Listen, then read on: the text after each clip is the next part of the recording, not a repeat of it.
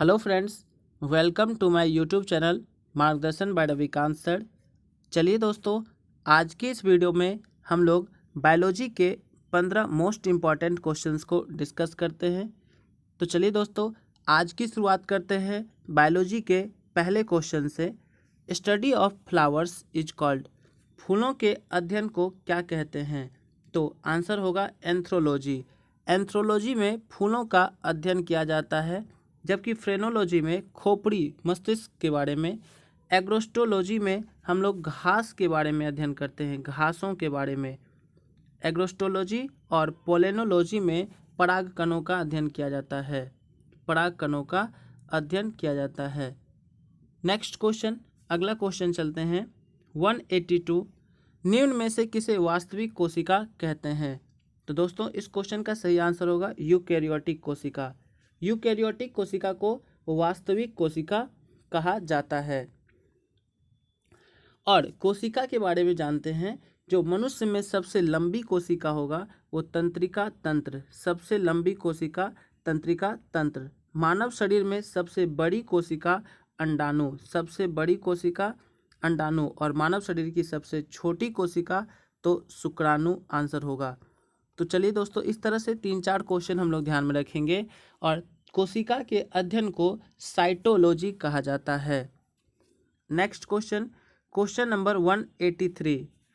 Manager of traffic signal किसे कहा जाता है? मैनेजर ऑफ ट्रैफिक सिग्नल किसे कहा जाता है? माइटोकॉन्ड्रिया, राइबोसोम, गोल्जी काय जिसको गोल्जी बॉडी कहते हैं, तारक काय। तो इस क्वेश्चन का सही आंसर होगा ऑप्शन नंबर सी, गोल्जी काय। गोल्जी काय की खोज कैमिलो गोल्जी ने किया था, जबकि गोल्जी काय पादप कोशिका और जंतु कोशिका दोनों में पाया जाता है। राइबोसोम की खोज ई पैलेट ने किया था, और राइबोसोम को प्रोटीन की फैक्ट्री कहते हैं। राइबोसोम की खोज ई पैलेट ने किया था, और इसको हम लोग प्रोटीन की फैक्ट्री कहते हैं। माइटोकॉन्ड्रिया के बारे में देखते हैं। माइटोकॉन्ड्रिया की खोज अल्टमैन ने किया था। किसने किया था? अल्टमैन ने। जबकि इसका नामांकन सी बेंडा ने किया था। नामांकन किसने किया था? सी बेंडा। जबकि खोज किसने किया? अल्टमैन। और तारककाई की खोज बोवेरी ने किया था। किसने किया था? बोवेरी। तारककाई की खोज बोवेरी ने किया था। तो ध्यान रखेंगे चारों ऑप्शन के बारे में। चलिए दोस्तों, इस तरह से अगले क्वेश्चन की ओर चलते हैं। Next question 184। रक्त का कौन सा घटक ऑक्सीजन परिवहन करता है? तो प्लेटलेट्स, डब्ल्यूबीसी, प्लाज्मा, आरबीसी। इस क्वेश्चन का सही आंसर होगा आरबीसी। आरबीसी का जो खोज या आरबीसी का, सबसे पहले आरबीसी के बारे में जानते हैं, रेड ब्लड कॉर्पोसल्स के बारे में, कि इसका जीवन काल 20 से 120 दिन होता है। 20 से 120 दिन। आरबीसी का जो जन्म होता है वो अस्थि मज्जा बोन मैरो में, जबकि इसका मृत्यु स्प्लीन प्लीहा में होता है। इसलिए स्प्लीन या प्लीहा को आरबीसी का कब्रगाह भी कहा जाता है। तो हम लोग चलते हैं, आगे बढ़ते हैं नेक्स्ट क्वेश्चन की ओर। और आरबीसी को हम लोग इरेथ्रोसाइट भी कहते हैं। ध्यान रखेंगे, इरेथ्रोसाइट किसको कहा जाता है? तो आरबीसी को ही कहा जाता है। तो ये भी ध्यान रखेंगे। अगले क्वेश्चन की ओर बढ़ते हैं। Next question, question number 185। Dialysis किससे संबंधित होता है? तो चलिए देखते हैं डायलिसिस के बारे में। यकृत, लीवर, वृक्क, किडनी, आँख और मस्तिष्क। तो यकृत का मतलब लीवर होता है, और किडनी, वृक्क का मतलब ये किडनी होता है यहाँ पे। तो चलिए दोस्तों, कह रहा है डायलिसिस किससे संबंधित होता है? तो डायलिसिस वृक्क किडनी से संबंधित होता है ना।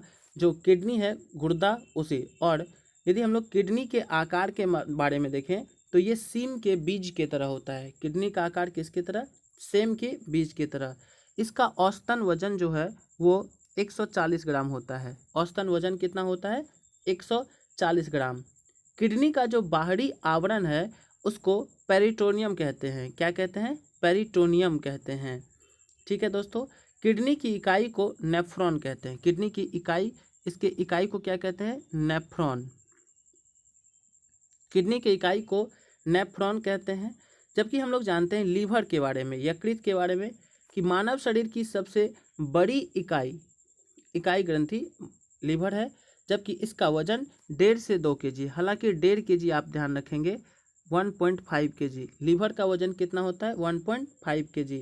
और लीवर को ही हम लोग जिगर भी कहते हैं, ठीक है। लीवर के द्वारा क्या होता है, जो बाइल है, पित्त का निर्माण होता है लीवर के द्वारा। आँख के बारे में थोड़ा बहुत जानते हैं कि आई जो है, मानव शरीर के आँख में उत्तल लेंस लगा होता है। कौन सा लेंस लगा होता है, उत्तल लेंस। और जो मानव का आँख है, आँख का आप कौन सा भाग दान कर सकते हैं यदि कहा जाए तो हम लोग कॉर्निया दान कर सकते हैं। आँख में जो आंसू जमा रहता है वो किस ग्रंथि से, तो लैक्रिमल ग्रंथि। किससे, लैक्रिमल ग्रंथि से। तो इस तरह से ध्यान रखेंगे। और आँख में प्रायः जो दृष्टि दोष होता है, निकट दूर दृष्टि दोष, तो निकट दृष्टि दोष का उपचार अवतल लेंस से, दूर दृष्टि दोष का उपचार उत्तल लेंस से किया जाता है। चलिए दोस्तों आगे बढ़ते हैं नेक्स्ट क्वेश्चन की ओर। अगला क्वेश्चन कहता है 186 नंबर, निम्नलिखित में से कौन मानव पैर की हड्डी नहीं है। तो चलिए, पहला ऑप्शन है अपने पास टीबिया, दूसरा option humerus, option number C femur और ऑप्शन नंबर डी फेबुला। इस क्वेश्चन का सही आंसर होगा ह्यूमरस। क्या हो जाएगा, ह्यूमरस। निम्नलिखित में से कौन सा मानव पैर की हड्डी नहीं है, तो ह्यूमरस मानव पैर की हड्डी नहीं, ह्यूमरस हाथ के बाएं हाथ में पाया जाता है, ठीक है। चलिए दोस्तों, मानव की सबसे बड़ी, यदि मानव शरीर की सबसे बड़ी हड्डी की बात की जाए तो वो फीमर होता है। सबसे बड़ी हड्डी कहेगा तो कौन सी होगी, फीमर, सबसे बड़ी हड्डी फीमर होता है। जबकि पैर की हड्डी टीबिया पैर की हड्डी होती है, पैर में बैठता है। जबकि घुटने की हड्डी को क्या कहते हैं, पटेला कहते हैं। घुटने की हड्डी को क्या कहते हैं, पटेला। तलवे की हड्डी को मोटा टार्सल्स कहते हैं, ठीक है।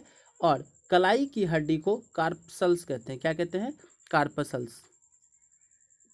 मनुष्य के दोनों हाथ में टोटल 60 30 + 30, हाथ में कितनी हड्डी होती है टोटल, तो 60 30 + 30, दोनों हाथ मिला के कितनी हड्डी होती है, तो 60। और मनुष्य के दोनों पैर में, यदि पैर की बात की जाए तो पैर में भी टोटल 60 हड्डी होता है, दोनों पैर मिला के 30 + 30। तो चलिए दोस्तों, इस तरह से क्वेश्चंस का, हर क्वेश्चन का डिस्कशन हम लोग करेंगे और आप इस वीडियो के माध्यम से सारे डिस्कशन को देखिए, आपके एग्जाम के लिए काफ़ी इम्पोर्टेंट होगा। चलिए दोस्तों आगे बढ़ते हैं अगले क्वेश्चन की ओर। नेक्स्ट क्वेश्चन है क्वेश्चन नंबर 187, 187 नंबर क्वेश्चन। मस्तिष्क का कौन सा हिस्सा सांस लेने को नियंत्रित करता है। तो चलिए देखते हैं। पहला ऑप्शन मस्तिष्क का मध्य भाग, मॉड्यूला, मस्तिष्क का अगला भाग और अनुमस्तिष्क। तो इस क्वेश्चन का सही आंसर होगा ऑप्शन नंबर बी, मॉड्यूला। कौन सा हो जाएगा, मॉड्यूला, ठीक है। चलिए अब आगे देखते हैं मस्तिष्क के बारे में कुछ इंपॉर्टेंट बात ध्यान रखेंगे। मस्तिष्क का जो वजन होता है, वेट होता है, वो औसतन 1400 ग्राम होता है। कितना होता है, 1400 ग्राम। जबकि पुरुष के मस्तिष्क का यदि कहेगा तो पुरुष मेल या पुरुष के मस्तिष्क का वजन तो 1450 ग्राम, और स्त्री के मस्तिष्क का या महिला के मस्तिष्क का वजन कहेगा तो 1350 ग्राम। महिला के मस्तिष्क का वजन 1350 ग्राम, ये ध्यान रखेंगे। और मनुष्य के मस्तिष्क को 3 भागों में बांटा गया है। एक अग्र मस्तिष्क जिसको फॉर ब्रेन कहते हैं, मध्य मस्तिष्क मिड ब्रेन, और पाश्च मस्तिष्क जिसको क्या कहते हैं, पाश्च मस्तिष्क जिसको बिहाइंड ब्रेन भी कहा जाता है।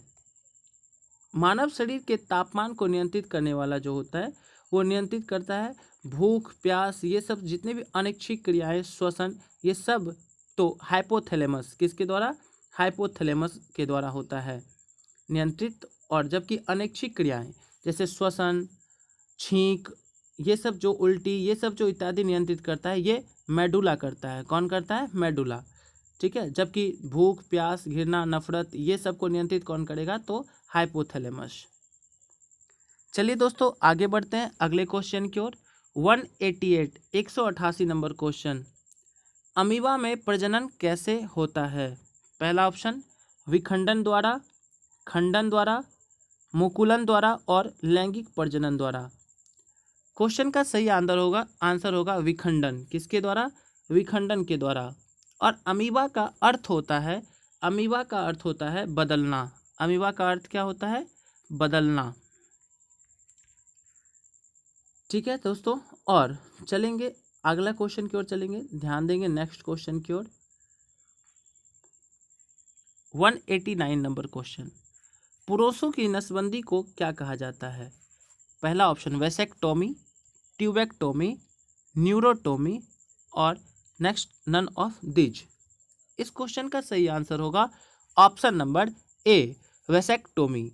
पुरुषों की नसबंदी को वेसेक्टोमी कहते हैं, जबकि स्त्रियों की नसबंदी को ट्यूबेक्टोमी कहते हैं। स्त्रियों की नसबंदी को ट्यूबेक्टोमी कहा जाता है। चलिए दोस्तों आगे बढ़ते हैं, अगले थोड़ा सा नेक्स्ट। भारत में यदि लिंग परीक्षण पर विज्ञान दिया जाए कि लिंग परीक्षण पर प्रतिबंध कब लगाया गया, तो 1996 ईस्वी में। जो हम लोग लिंग परीक्षण मतलब बच्चों के जन्म लेने से पहले हम लोग चेकअप करा के पता करते हैं कि बच्चा लड़का है या लड़की, इस पर जब प्रतिबंधित किया गया इसको 1996 से। कब से किया गया? 1996 से किया गया।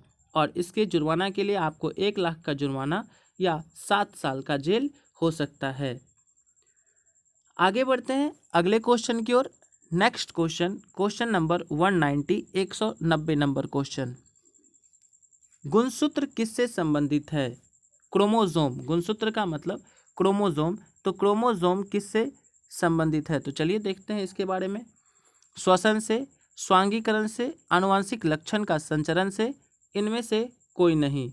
तो option C is the right answer, आनुवांशिक लक्षणों के संचरण से। गुणसूत्र का नामांकन यदि कहें तो डब्ल्यू वाल्टेयर, इसका नामांकन किसने करवाया था? तो डब्ल्यू वाल्टेयर ने। दोस्तों एक एक ऑप्शन का आप लोग डिस्कशन को अच्छे से देखिए, ध्यान से पढ़ेंगे, आपकी एग्जाम के लिए काफ़ी इंपॉर्टेंट क्वेश्चन सब है, तो थोड़ा ध्यान रखना है। मानव में 23 जोड़ा, यदि जोड़ा में पूछे 23 जोड़ा और नंबर में पूछे तो 46, टोटल कितना? 46। हम लोग 23 जोड़ा कहेंगे। मानव में कितना गुणसूत्र पाया जाता है? 23 जोड़ा। इसके साथ साथ आप कुछ और भी गुणसूत्रों की संख्या, जैसे भालू में, आलू में, बंदर में, बिल्ली में, कुत्ता में, इस सब चीज़ को आप ध्यान रखिएगा, क्योंकि एग्जाम में बार बार क्वेश्चन यहाँ से पूछा जाता है। आनुवांशिकी का पिता ग्रेगर मेंडल को कहा जाता है। किसको कहा जाता है? आनुवांशिकी का पिता ग्रेगर मेंडल को कहा जाता है। चलिए आगे बढ़ते हैं अगले क्वेश्चन की ओर, 199 नंबर। उससे पहले दोस्तों यदि आप अभी तक मार्गदर्शन बाय रविकांत सर को सब्सक्राइब नहीं किए हैं तो अपने YouTube channel Margdarshan by Ravikant sir को सब्सक्राइब करें, और इस सारे वीडियो से संबंधित PDF पाने के लिए आपने Telegram channel Margdarshan by Ravikant sir को ज्वाइन कीजिए। आप हमें फॉलो कर सकते हैं फेसबुक पे मार्गदर्शन बाय रविकांत सर के नाम से। और दोस्तों यदि आपको ये वीडियो अच्छा लगे तो अपने दोस्तों को शेयर करते रहिए, खुद पढ़ते रहिए, अपने दोस्तों को पढ़ने के लिए कहिए। चलिए दोस्तों आगे बढ़ते हैं। नेक्स्ट क्वेश्चन है, ऑरिजिन ऑफ स्पीसीज पुस्तक किसने लिखा था?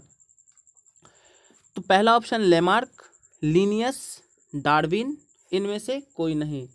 इस क्वेश्चन का सही आंसर होगा option number C, Darwin. Origin of species पुस्तक डार्विन साहब ने लिखा था। जबकि 3 पुस्तक हम लोग ध्यान रखेंगे, इंपॉर्टेंट है, जो लिनियस, कैरोलस लिनियस के द्वारा लिखा गया था। तो 3 ऑप्शन ध्यान रखेंगे, सिस्टेमा नेचुरी और फिलोसोफिला बोटनिका और जेनेरा प्लांटेरम। ये तीनों पुस्तक कैरोलस लिनियस के द्वारा लिखा गया था, जबकि माइक्रोग्राफिया रॉबर्ट हुक के द्वारा लिखा गया था। माइक्रोग्राफिया किसके द्वारा? रॉबर्ट हुक के द्वारा। हिस्टोरिया प्लांटिनम और हिस्टोरिया एनिमलियम, हिस्टोरिया प्लांटेरम यदि कहे तो थियोफ्रेस्टस के द्वारा, और हिस्टोरिया एनिमलियम कहेगा तो अरस्तु के द्वारा लिखा गया था। प्राकृतिक वर्णवाद का सिद्धांत किसने दिया था? तो डार्विन साहब ने ही दिए थे प्राकृतिक वर्णवाद का सिद्धांत। तो इस तरह से आप लोग ध्यान रखेंगे। 3 इंपॉर्टेंट पुस्तक जो एग्जाम में पूछा जाता है, लिनियस साहब के द्वारा लिखा गया था, तो सिस्टेमा नेचुरी, फिलोसोफिला बोटनिका और जेनेरा प्लांटेरम। चलिए दोस्तों आगे बढ़ते हैं नेक्स्ट क्वेश्चन की ओर। 192, 192 नंबर क्वेश्चन, समरूप अंग होते हैं, जो समरूप अंग होता है वो क्या होता है, कैसा होता है, किस अंग को समरूप अंग कहेंगे? तो जो कार्य में समान होगा, जो कार्य करने में समान होगा उसी को क्या कहेंगे हम लोग? समरूप अंग कहते हैं। चलिए दोस्तों, जबकि समजात अंग किसको कहेंगे? यदि हम लोगों से समजात होमोलोगस ऑर्गेन कहे होमोलोगस ऑर्गेन कहे तो वो वैसा अंग होता है जिसकी उत्पत्ति एक समान होती है लेकिन काम क्या होता है? भिन्न भिन्न, अलग अलग होता है। तो उसी को क्या कहते हैं? समजात या होमोलोगस। जैसे मनुष्य का हाथ, पक्षी का जो पंख होता है, चमगादड़ का जो पंख है, ये सब, ठीक है। और जबकि समरूप अंग किसको कहेंगे? ये वैसा अंग होता है जिसकी उत्पत्ति अलग अलग होती है लेकिन अलग अलग तरीके से होती है, लेकिन जो काम करने का, संपन्न करने का जो होता है वो समान, सेम टाइप से होते हैं, वही समरूप अंग कहलाता है। जैसे पक्षी के पंख और तितली का पंख, मधुमक्खी का डंक और बिच्छू का डंक, दोनों का निर्माण अलग अलग लेकिन दोनों का काम क्या है? डंक मारने का। चलिए दोस्तों आगे बढ़ते हैं नेक्स्ट क्वेश्चन की ओर। Question number 193, full form of NGT. तो चलिए देखते हैं एनजीटी का फुल फॉर्म क्या होगा। National geographic television, national green transport, national green trust, national green tribunal. तो इस क्वेश्चन का सही आंसर होगा दोस्तों option number D, national green tribunal, NGT. ध्यान रखेंगे इसकी स्थापना 2010 में हुई थी। कब हुई थी? स्थापना 2010 में हुआ था। और जो अभी वर्तमान अध्यक्ष हैं इसके, वो हैं आदर्श कुमार गोयल। वर्तमान अध्यक्ष कौन है इसके? आदर्श कुमार गोयल।